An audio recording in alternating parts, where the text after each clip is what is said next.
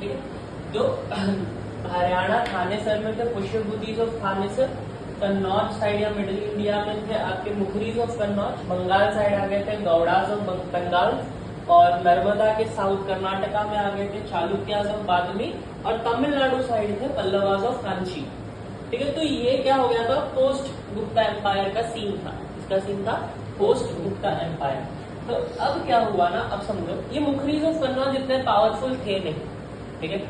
अब गौड़ाज ऑफ बंगाल जो थे ना, उसमें इनका एक रूलर था शशांक का नाम रखे। क्या नाम था उस रूलर का? शशांक था। तो ये शशांक का जो रूलर था ना, वो काफी ज्यादा शैवाइट था। ये कौन था? शैवाइट मतलब शिव भगवान को बहुत मानते थे। तो इनको ना हेट्रेट था, काफी ज्यादा उनको हेट्रेट था बुद्धिज्म से। इससे ज्यादा हेट्रेट था बुद्धिज्म से, उनको काफी हेट था। तो इसी वजह से शशांक ने पुष्यभूतिज ऑफ थानेसर के राजा को मरवा दिया, क्योंकि वो किसको फॉलो करते थे? बुद्धिज्म को। उनको इतना हेट था, मैंने आपको ये शायद पता होगा कि बौद्ध ट्री के नीचे बुद्ध को क्या मिली थी? निर्वाण प्राप्त हुआ था।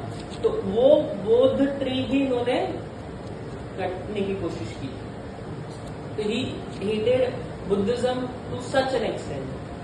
तो शशांक ने पुष्यभूतिज ऑफ थानेसर के जो फाउंडर थे, जो रूलर थे, उनको भी मरवा दिया था। Why? Because he used to follow what? Buddhism.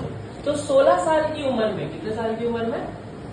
16 साल की उम्र में उनके भाई को राजा बनना पड़ता है, जिनका नाम था हर्षवर्धन।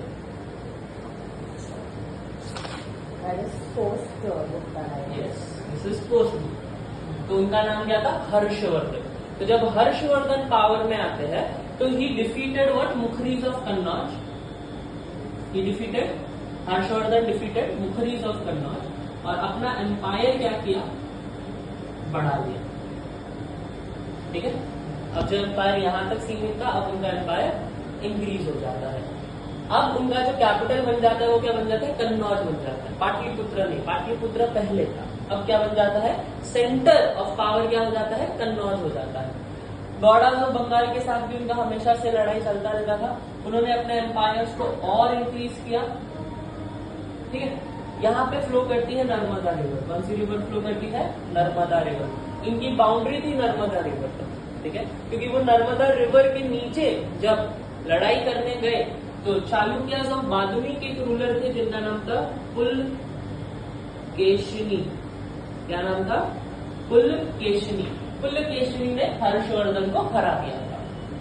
ठीक है, तो इस वजह से वो साउथ में जा नहीं पाए। कौन?